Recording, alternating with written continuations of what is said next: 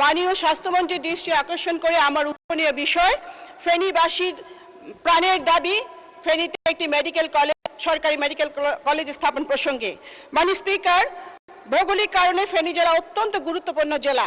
গত কয়েক বছর ধরে ফেনীবাসী উন্নয়ন থেকে বঞ্চিত। আমরা এই সংসদে ফেনী থেকে 4 জন এমপি এসেছি, আমরা একজন যোগ্য মন্ত্রী পেয়েছি।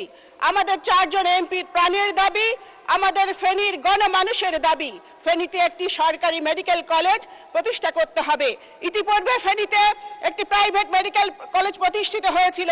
চাঁদা না দেবার কারণে পেট্রোল ঢেলে আগুন জ্বালিয়ে পুড়িয়ে ধ্বংস করে দিয়েছিল আওয়ামী লীগের সন্ত্রাসীরা। আওয়ামী লীগ প্রতিষ্ঠা করতে জানে না, আওয়ামী লীগ শুধু ধ্বংস করতে জানে, কিন্তু বিএনপি গড়তে জানে। মাননীয় প্রধানমন্ত্রী 2026 সালের 25শে জানুয়ারি ফেনী সরকারি কলেজের মাঠে একটি নির্বাচনী সভায় অঙ্গীকার করেছিলেন তিনি ফেনী মেডিকেল কলেজ স্থাপন করবেন।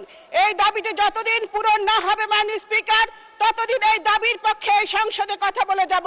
প্রয়োজনে এই সংসদের দক্ষিণ প্লাজায় আমরা 4 জন এমপি আমরণ অনশন করব।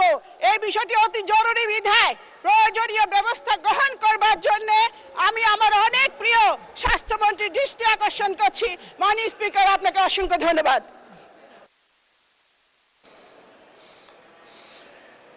মাননীয় সদস্য মোসাম্মদ ফরিদে ইয়াসমিন, মহিলা আসন 6।